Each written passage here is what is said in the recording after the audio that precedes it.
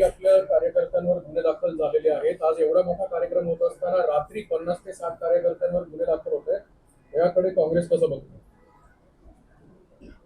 राहुलजींना घाबरणारं सरकार देशात आहे तर राज्यातही त्यांचेच अनुयायी बसलेले आहेत.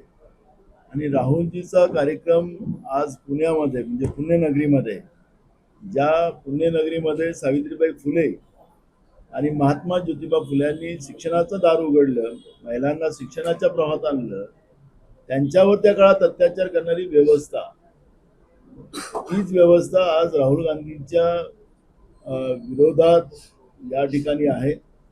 आणि राहुलजींचा कार्यक्रम या ठिकाणी होऊ नये त्यासाठी त्यांचा प्रयत्न आहे आणि तो भीतीमुळे आहे. आणि त्याच्यामुळे काल आमच्या एनएसएनच्या मुला आणि मुलींचे ते केस ओढले गेले, त्यांचे कपडे पाडले गेले, तरी गुन्हे दाखल आमच्या एनएसएनच्याच मुलीवर करण्यात आलेले आहेत. पण या माध्यमातून राज्याच्या देवेंद्र फडणवीसांच्या सरकारला आम्ही सांगतो आहे की ज्याप्रमाणे जंतर मंतरवर मोदी सरकारच्या विरोधात जैनजी रस्त्यावर आलं आणि त्यांच्या शिक्षण मंत्र्याचा राजीनामा द्यावा लागला, हे महाराष्ट्र आहे.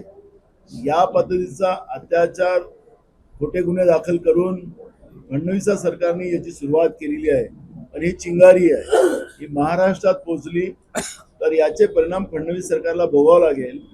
आणि जे काल गुन्हे दाखल केले ते सगळे भीतीमुळे केलेले आहेत, कोणावर दबाव आणण्यासाठी केलेला आहे. त्याचा राहुल गांधींच्या कार्यक्रमावर कुठलाही परिणाम होणार नाही, ही भूमिका आमची आहे. सकाळपासून भाजपकडून मला सांगा, त्या मुलींच्या हॉस्टेलमध्ये यांचे पोरं कशात काय करत होते, याचं उत्तर आहे यांच्याकडे. हे पहिले का तिथं पोहोचलेले होते, यांनी बंद केली एबीव्हीच्या लोकांनी आमच्या मुली तिथं गेल्यानंतर. हे मुलं काय करत होते याचं उत्तर यांच्याजवळ नाही. म्हणजे चोर आणि सरजोर अशी यांची जी भूमिका आहे ते त्याच्यातून दिसत आहे. त्यामुळे जे पोलीस कमिशनरवर दबाव आणून आमच्या मुलींवर जे खोटे गुन्हे दाखल करण्यात आलेले त्याचे परिणाम फडणवीस सरकारला भोगावं लागले. नाना, सकाळपासून भाजपने छात्रों की गूंजला पैसे की गूंज म्हणून हिणवलं गेलेलं आहे. अनेक सोशल मीडियावर काही व्हिडिओज जे आहेत ते देखील भाजपकडनं टाकले जातात. हे आपला अनुभव शेअर करताय बीजेपी. मोदींच्या सभेलाही लोक पैसे देऊन आणले जातात, हेच तुमच्या माध्यमातून दाखवले जातात. अमित शहाच्या सभेला तर लोकच नाही. आता राजस्थानचा अनुभव आपल्याला सगळ्यांना आलेला आहे.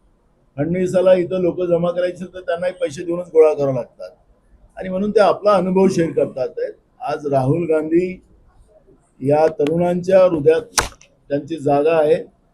त्यांना ऐकून घेण्यासाठी आणि त्यांना आपलं दुःख सांगण्यासाठी मोठ्या प्रमाणात मुलं मुली स्वतःहून या ठिकाणी गोळा होणार आहे.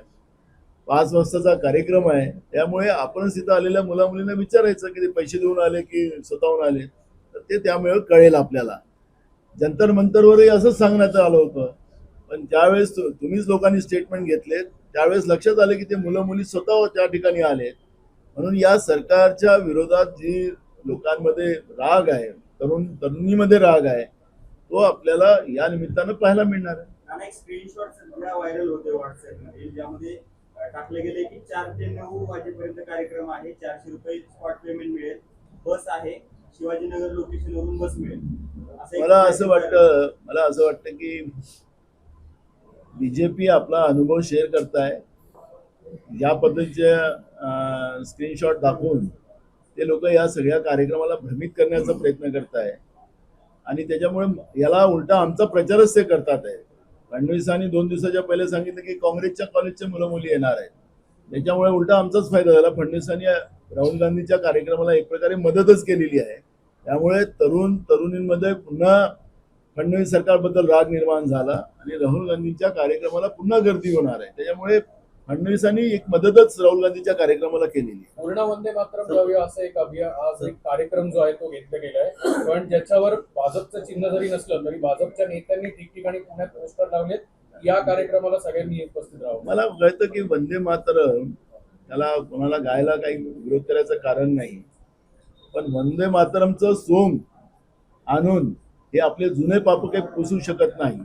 ज्या RSSनी वंदे मातरमचा विरोध केला, ज्या RSSनी या देशाच्या तिरंग्याचा 53 वर्ष विरोध केला, तिरंग्याला अपशकुनी म्हटलं, तेच आज तिरंगा घेऊन फिरत असतील आणि ते या लोकांनी संविधानाचा विरोध केला, संविधानाच्या प्रती पेटवल्या आणि या सगळं करून सुद्धा आज ते म्हणत असतील की आम्ही देशप्रेमी आहोत, तर त्याला आम्हाला काही सर्टिफिकेट द्यायची गरज नाही. देशाच्या जनतेला माहिती आहे.